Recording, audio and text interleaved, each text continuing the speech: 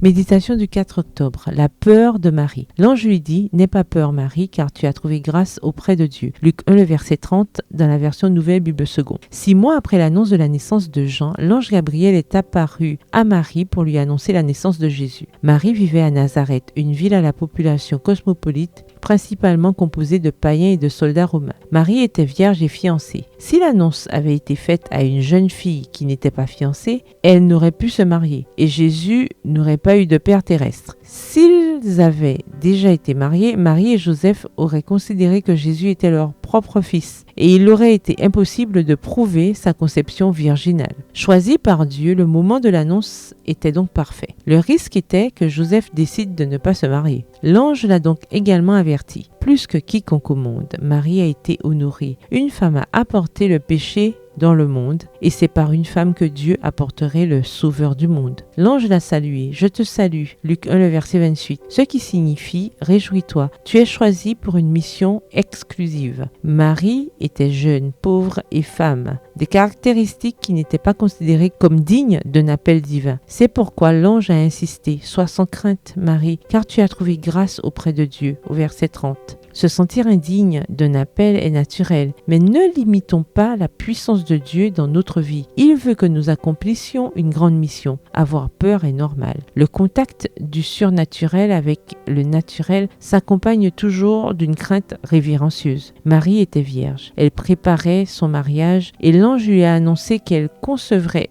un fils sans intervention humaine. Qui allait croire une telle nouvelle? Elle aurait pu refuser l'appel pour éviter le scandale, la plus grande disgrâce pour une jeune fille juive, digne de la mort par lapidation. Le fait d'avoir été choisie pour être la mère de Jésus allait lui apporter beaucoup de douleur et d'incompréhension. Être choisie de Dieu ne rend pas célèbre et les tribulations font partie de la préparation. Comment cela se produira-t-il? A-t-elle demandé. Il est toujours difficile de répondre à cette question. L'ange a expliqué. Le Saint-Esprit viendra sur toi et la puissance du Très-Haut te couvrira de son ombre. Marie a accepté sans discuter et sans mesurer les risques. Qu'il me soit fait selon ta parole. Au verset 34 à 38. Dieu a besoin d'une jeunesse avec une telle attitude. Grâce à elle, il peut faire l'impossible. Prenez-vous des risques pour faire sa volonté? Continuez à accomplir fidèlement votre mission. N'ayez peur ni des critiques ni des persécutions. Notre Père céleste ne nous demande ni plus ni moins que ce dont il nous a rendus capables de faire. Il n'impose pas à ses serviteurs des fardeaux qu'ils ne peuvent porter. Il sait de quoi nous sommes formés. Il se souvient que nous sommes poussière. Psaume 103, le verset